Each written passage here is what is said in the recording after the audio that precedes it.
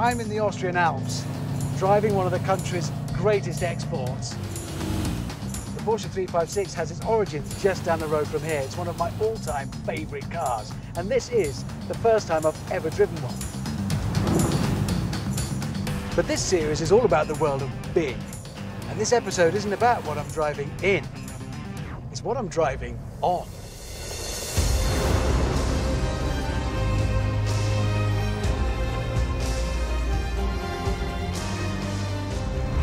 This is the Kelnbrajn Dam, one of the biggest dams in the world.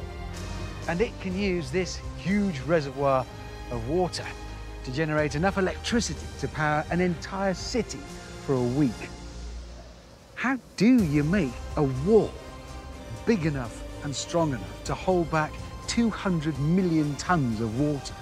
And how do you use that water to power hundreds of thousands of homes in an instant? I'm standing on top of one of the biggest walls on the planet. It's 200 meters high. That's the same as 63 London buses on top of one another, 2 Big Bens, 2 Statues of Liberty, 125 horses, 2,099 Big Macs, 111 llamas. You get what I mean? It's really big. And I'm stalling for time because I'm pretending not to be scared. I've done it again. Big sometimes also means high, Hamond, and this is really high. And I'm not good at high. And down here, oh, yeah, that is really high up. But all the time behind me, just here, that's the wall. 200 million tons of water there. A huge battery cell of potential energy. This isn't just a story about a big wall. This is a story about how humankind has re-engineered nature on an epic scale, using it to power the modern world by turning water into electricity. I mean, this is really, really big. In fact, the dam is so big, the only way for me to get a sense of the size of this modern wonder and how it fits into the landscape is from above. Hello. That is a powerful lift. The director left his stomach up there. My pilot is Peter Hohenberger. He's been flying rescue missions in these mountains for the last 16 years and knows this part of the Alps like the back of his casually heroic hand. Oh, that is absolutely glorious. What a way to see it. You do get a sense of scale up here. You can also see why they chose this exact location in the Alps to build the dam. Engineers had to pick a spot where there was plenty of rain and snowfall to add to the water in a reservoir. But then they needed a big, deep valley to make a big, deep reservoir. It had to hold enough water to make it worthwhile. Not only that, it had to have ideally a narrow opening, a single gap, that they could span with a single dam to contain that water.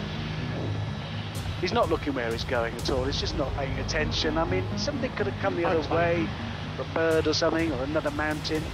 Okay, now we go lower.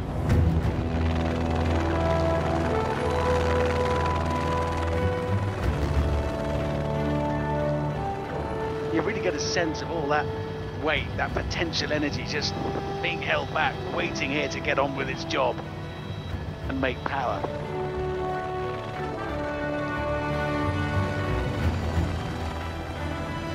It looks so thin, and it is. For its height, this is the thinnest in the world. That's about as thin as you can possibly make a dam that big.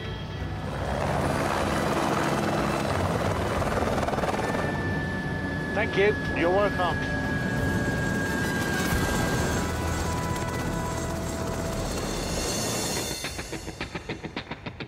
The spectacle, the scale and the forces involved are no doubt appreciated by the dam's chief engineer, who I'm on my way to meet.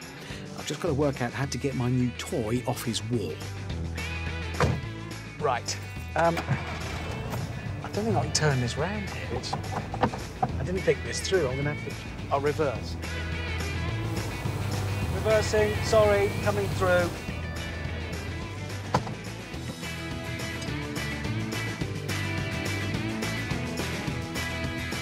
think it's up here. Luckily for me, the office is right next to the dam. It was originally built as a base for the engineers in the 1970s to withstand the extreme alpine blizzards.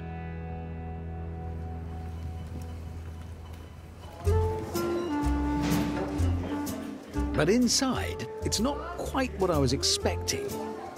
Today, the dam attracts so many visitors, they've turned the office into a hotel. Wasn't me. Wasn't me. Chief engineer Roman Curler has spent a lifetime building some of the biggest dams in the world. Hi, you're Roman. Hello, welcome to our world. Right. It's there. I want to know what's so special about this one. Roman, so because you've built dams all over the world. Few countries, in Turkey, in Bulgaria, in Iran. You know this dam probably more intimately than anybody else. It looks so delicate. It doesn't look like a big heavy thing. It's relying on its shape. This shape of it then, this curve. It's like an arch. If you turn it by 90 degrees, it looks like that. The dam's arch shape means the force of the water on the wall is transferred into the mountains on either side, so it actually uses the power of the water behind it to secure itself into the valley. It does this so well, they were able to make it very thin, using far less concrete in the process. So the load on it, and from here, you can see that amount of water is pushing against that. Exactly. Yeah. It's straining to hold its back. It's pushing into the mountain. But the Kelnbrajn Dam is not just curved in one direction, it's curved in two, horizontally and vertically, transferring the force of the water not only to the mountains at the sides, but also into the ground. The forces exerted on the wall are so immense, Roman and his team must monitor them constantly, 24/7. And today, I'm going to join them. Hello, Richard, come in. This is our office. Very nice. We have a lot of measuring devices here. The dam is moving when the water rises. The dam is moving when it gets hotter or colder. So we're going to measure how much it's moving. Yes, we will measure how much it's moving, how much water is coming into the dam. Yeah. We will carry all the devices for us, so you get a special jacket. Right. Am I being set up here at all? So I wear this. Oh, wait a minute. It's an enormous dam. And that's somehow relevant. Yeah, but that's very accurate. Put that where it goes on my special magical jacket. I mean, I like kit as much as the next chap, but... This one in this pocket. Wait, why am I the pack horse? Because you have no experience. We work with our head and you work with the muscles. Yeah. So let's go. Okay, after you. Yeah. You lead the way, other than work with your head, I'll just carry stuff. We are going in the dam. What, inside the wall? Now we're going to the underground. What, in this lift? In this lift, yes. So it's just a hotel lift, but it goes... Oh, it's secret floors. Secret floors, yeah. So we're going below reception and just keep going down? Yeah. Cool. Oh, hello, ladies. Oh, hi. Morning, ladies. Hi. Come in. I think one has to step from the other side. No, I'll be right. Step around. This is awkward. No, What are you doing here? just engineering stuff. We're going to the secret floors.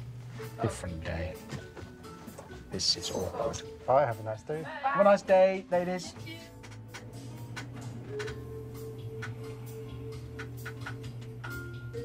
How deep is this? 30, 40 meters. Oh, wow.